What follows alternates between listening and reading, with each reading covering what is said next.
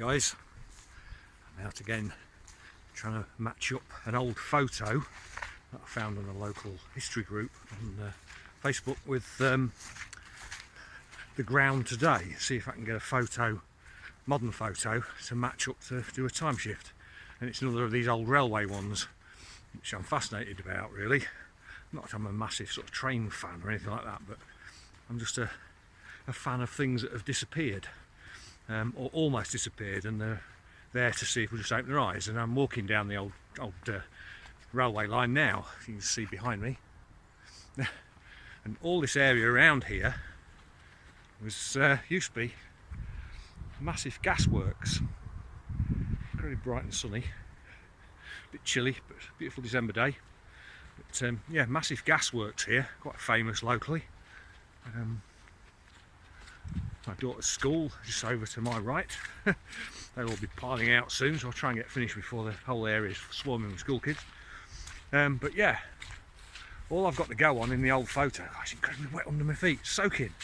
Yeah, all I've got to go on really, I know the rough area, but yeah, all you can see really, as you'll see on the photo when I put it up, is just the end of a couple of houses, or the gable end of a couple of houses, which could be down behind me, those ones, or they might be back that way behind me a bit. You can just see some over my left shoulder. So yeah, see how we get on. Catch you later.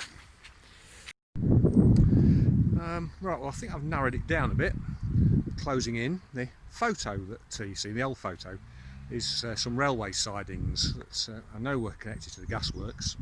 And there's all this concrete here, you see around me, which is obviously part of the big complex, and some old terrace houses that are from that period behind me. And all I've got to go on is the chimney really. So you can see these ones close to me, the chimneys aren't on the end of the houses, they're not right on the gable end, but further down you'll see that they are. And that's where I'm headed, because that's what looks like the house in the photo. But there's a massive metal fence between me and it. We'll have to see how we get on. Well, I'm not convinced I'm in the right place, but I've taken a few photos and we'll see how they match up. Of course, you can always force things to match up even when they're not right. So I'm going to go back and do a bit more research, look at a few more old photos. And I know I've got some old aerial photos of this area as well, so that'll make more sense. I should have really looked at those before I came out, but I was convinced that I would be able to match up that gable end of the house.